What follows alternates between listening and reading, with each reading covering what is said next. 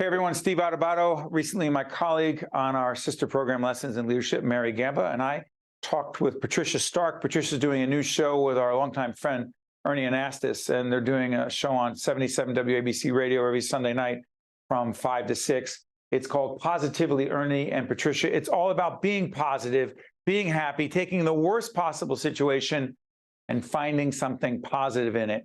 So while Mary and I did it on that platform, we thought it would be relevant because, listen, the public television audience needs to be positive as well. This is Patricia Stark, being positive.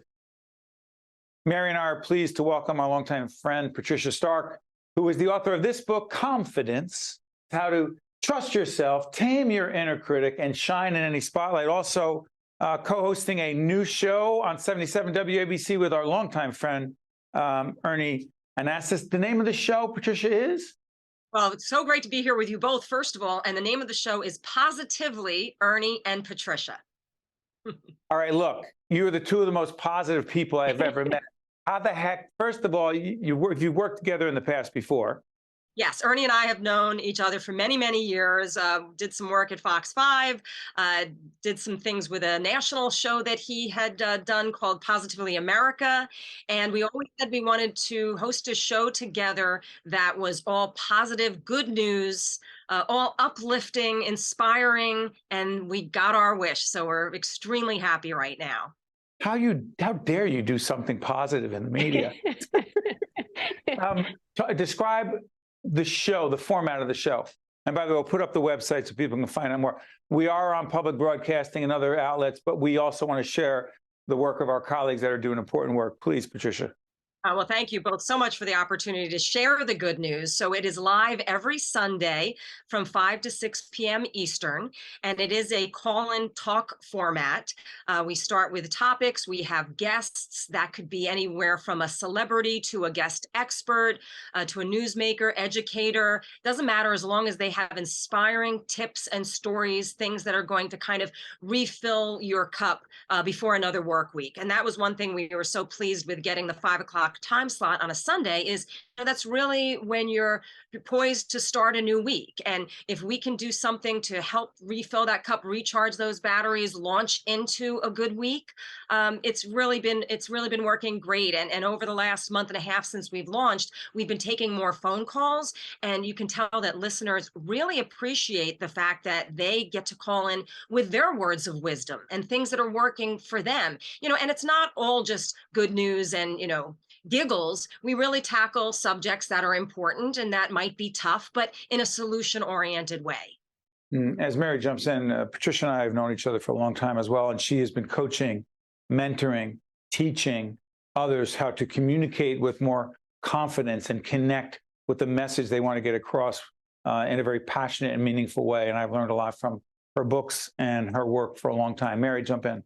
Yeah, and I was going to say there's probably no accident that you went from confidence, communicating with a sense of calm and confidence at the same time, and also the power of positivity, the power of thinking.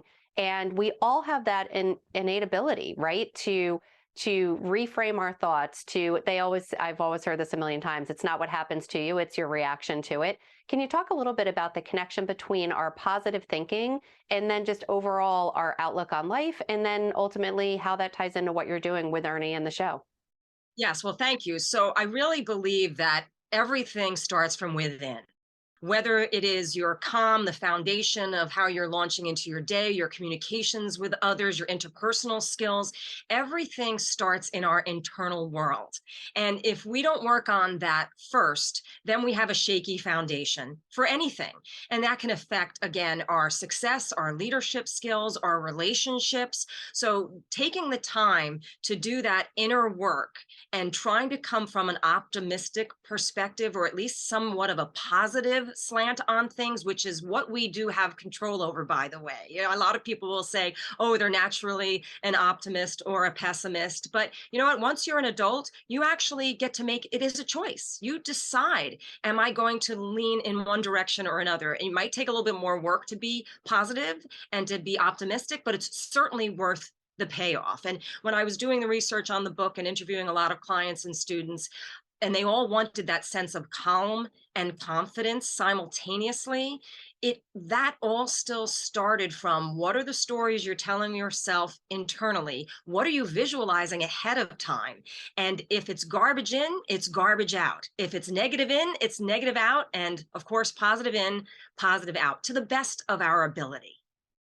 You know, and because we've had Ernie on so many times, and check out our website that'll be up on the screen at steveautobato.org. We've had Ernie on many times in the past, and he and I have worked together for a long time, different networks at different times. And he's got to be one of the most positive people I've ever met. I mean, over a lot of years. And so here's where I'm going with this, Patricia.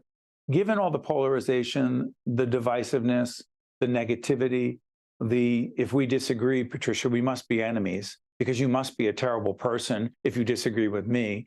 And January 6th is only a piece of the larger mosaic across the country. How the heck do you do a show on positivity with that going on? Oh, it's kind of, like a ship in an ocean, locking off any of the holes or issues to not sink, right? So it's compartmentalizing and saying, for this hour, for the prep leading up to this show, we're going to focus on what is going right. What can we do, each of us do, to be more kind to each other, to have more civility, to try to find that common ground? Because all this divisiveness does is dehumanize us. Once we sit down on a human level and realize that we all want the same things, we all want to be with people we love, we all want safety and security, and to make a decent living, and come home to a safe home and neighborhood, and be with, again, people that we care about. I mean, that really is what it all comes down to. Everything else is just noise. And I'm really a big believer that there are, whether you want to call it entities, agendas, people, whatever, they want to create so much external noise that we forget the power that we all have inside and internally to determine our daily lives. So it's so important to watch what you're letting in. What are you focusing on? Because including media becomes your reality.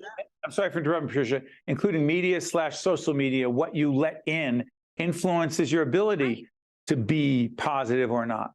Right. And it doesn't take much to be kind. It doesn't take much to just look around and say, you know what, these are other human beings. And what are we all fighting about? And, I understand that people have their political views and they hold strong to them. But does it make us enemies?